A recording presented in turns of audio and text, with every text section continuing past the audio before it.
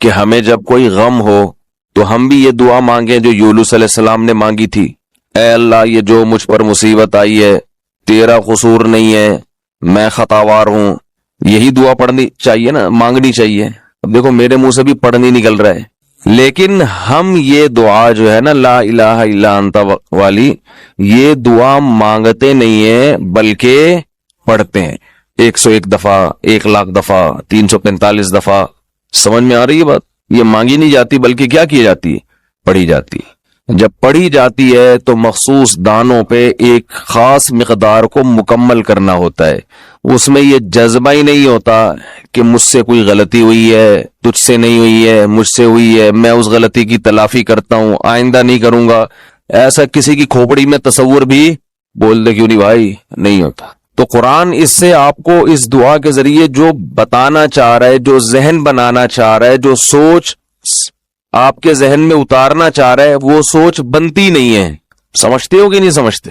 ہاں جلیبیاں مل جائیں گی اس کے بعد آپ، کیونکہ ہم بچپن میں یہ وظیفہ پڑھنے مسجد میں جایا کرتے تھے، ورد ہوتا تھا آیت کریمہ کا 5,00,000 بار اور پتہ نہیں 2,00,000 بار. تو وہ دانے لا کے بوریوں کی بوری مسجد میں بچھائی جاتی تھی، تو اعلان ہوتا تھا تو سارے محلے کے بچے مسجد میں ہم سمیت پہنچ جایا کرتے تھے.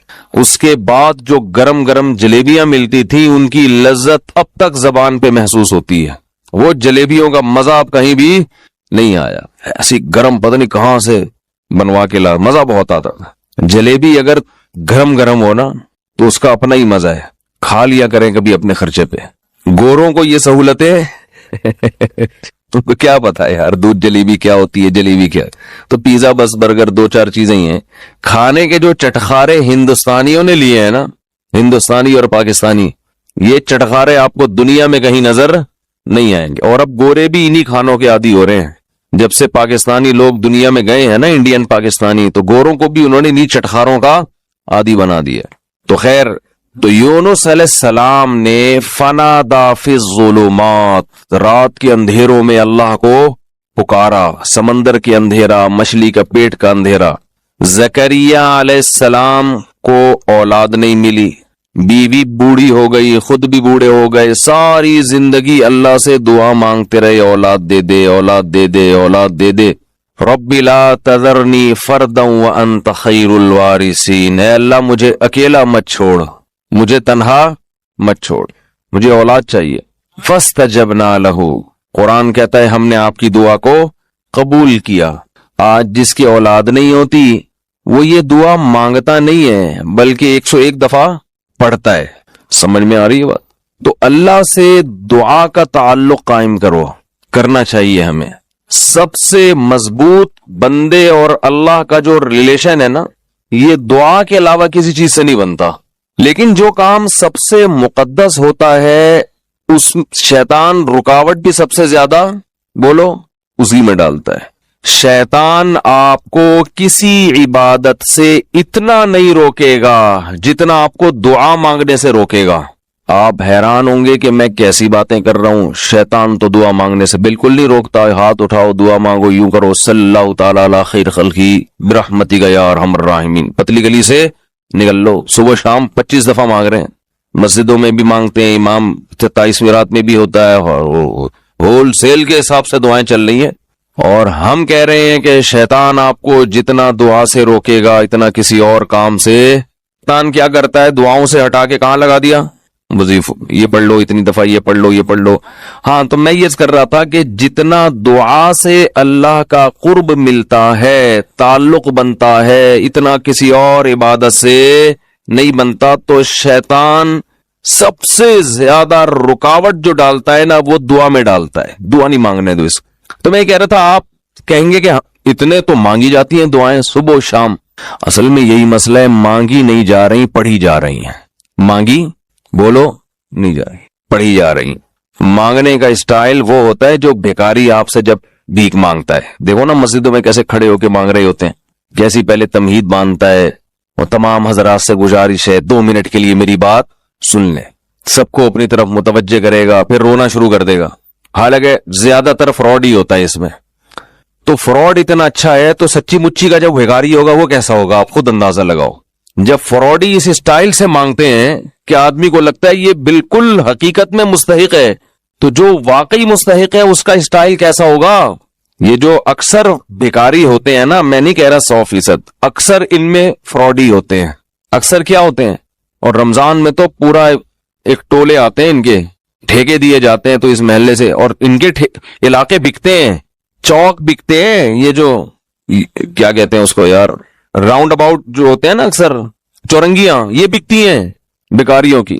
لیکن آپ مانگنے کا اسٹائل دیکھو بھکاری کا، وہ یہ نہیں کہے گا آپ کے منہ پہ آ کے لا الہ الا انت سبحانک انی کنت من الظالمین، چھو، یہ نہیں کرے گا، وہ اس کی روح کو سمجھتا ہے، لا الہ الا انت سبحانک، وہ ایسا آپ کو روئے گا، وہ تو ہم اتنے بھکاری فراڈی دیکھ دیکھ کے اب اثر ہم پہ ختم ہو گیا ہے نا ٹھیک ہے نا، لیکن وہ مانگنے میں کمی نہیں کرتا، وہ ایسے اسٹائل سے مانگے گا کہ آپ کا دل چاہے گا کچھ نہ کچھ تو دو اس کو۔ ہمارے ایک دوست نے اپنا واقعہ سنایا، وہ بھکاریوں کو دیتے نہیں تھے، کہہ رہے میں گاڑی میں جا رہا ہوں، کہیں سگنل پہ گاڑی رکی ہے تو ایک بھکاری آ گیا میرے پیچھے، یار دے دو بھائی، کچھ تو دے دو یار، اللہ کا واسطہ۔ میں نے کہہ رہا اس کو ہٹایا، وہ اتنا چپک گیا کہ میں نے 50 روپے نکالے، یہ یار جان چھوڑ میری۔ لیکن وہ کہتا ہے مجھے اس سے ایک عبرت ہوئی، وہ کہتا ہے مجھ سے ایک گناہ ہو گیا تھا، تو اسی دن میں نے اس گناہ سے توبہ کی، اور توبہ میں اللہ کو یہ کہا کہ اللہ میں معافی کا مستحق نہیں ہوں، کیونکہ میں پہلے بھی توبہ کر چکا ہوں، بار بار توڑ رہا ہوں، مستحق نہیں ہوں۔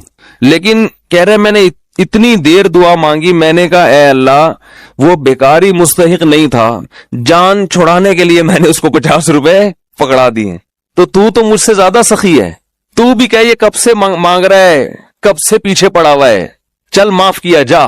تو کہہ رہے میں نے اتنی دعائیں مانگی، ہدایت کی بھی اور رزق میں برکت کی بھی، اور واسطے سارے اسی بھکاری کے اللہ کو دے رہا تھا کہ اللہ وہ فراڈی تھا، دے دیا، میں بھی فراڈی ہوں ٹھیک ہے نا، نہ مجھے مانگنا آتا ہے، نہ میرے پاس کوئی عمل ہے، 2 نمبر آدمی ہوں، بس دے دے، مستحق نہیں ہوں پھر بھی دے دے۔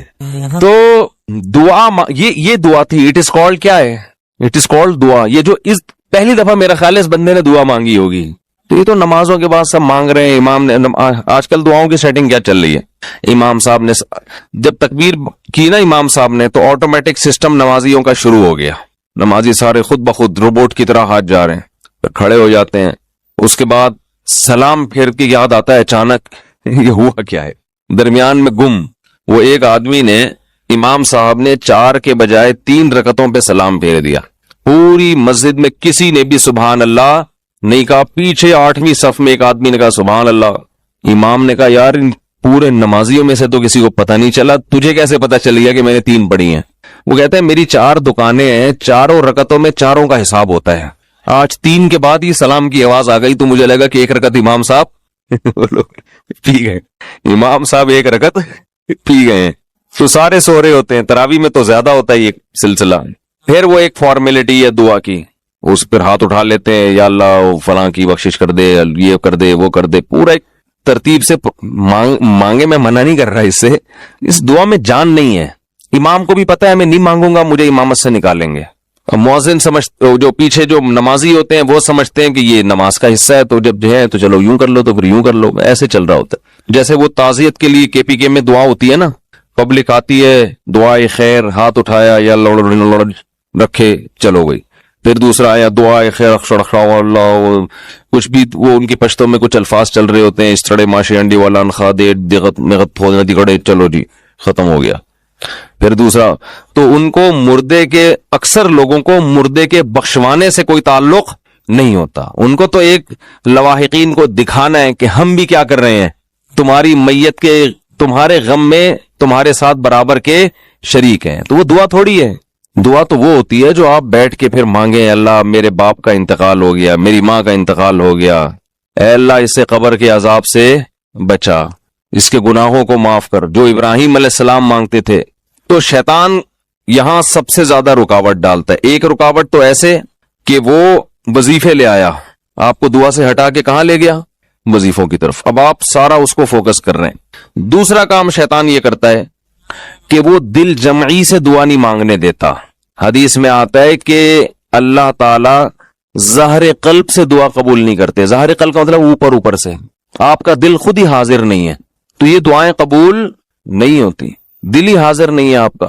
اللہ کہتے ہیں جب اس کو خود دلچسپی نہیں ہے بھائی، یہ خود اپنے عمل کو اہمیت نہیں دے رہا، تو میں کیسے اہمیت دوں؟ یہ ایسے جیسے آپ کسی سیٹ سے 1 کروڑ روپے قرضہ مانگنے گئے. اب 1 کروڑ روپے جب آپ قرضہ مانگو یا بھیک مانگو تو ایسے نہیں ہوگا کہ آپ کھڑے کھڑے جا کے اس کو پکڑ کے بولے یار 1 کروڑ روپے ہے تو دے دو، نہیں ہے چلو رہنے دو. ایسا نہیں ہوگا. وہ کہے گا یہ اس کی نظر میں اس کی ویلیو نہیں ہے تو میں اتنی بڑی رقم اس کو کیوں دے دوں بھائی. تو اس کے لیے آپ کیسی تمہید باندھو گے، سر میں آپ سے ملنا چاہتا ہوں، کام ہے، 6 آدمیوں کو اور بھی لے جاؤ گے سفارشی بنا کے، بہت لمبے رو گے تو آنسو بہاؤ گے، ضرورت ہے، یہ ہے وہ ہے. تو جب اللہ سے ایسے دعا مانگی جاتی ہے نا کہ دماغ کہیں اور ہو اور ایک فارمیلٹی کے طور پر دعا کے کلمات زبان سے نکل رہے ہو، تو اللہ کہتے ہیں اس کے دل میں اپنی دعا کی خود ہی ویلیو نہیں ہے، اس کو خود ہی نہیں پتا کس سے بات کر رہا ہوں، کیا مانگ رہا ہوں، تو پھر اللہ بھی قبول نہیں کرتے. اللہ مستغنی ہے. تو شیطان دوسرا وار یہ کرتا ہے کہ دعا میں آپ کو دل لگانے نہیں دیتا. اچھا، اس کا علاج بھی میں شیطان کا وار اور ساتھ ساتھ اس کا علاج بھی بتاتا رہوں تو پھر ذرا اچھی بات ہو جائے گی نا. پہلا کام شیطان نے کیا کیا تھا؟ وظیفوں پہ لگا دیا. تو اس کا حل یہ کہ وظیفوں کو اتنا فوکس نہ کرو. کس کو فوکس کرو؟ دعا کو زیادہ فوکس.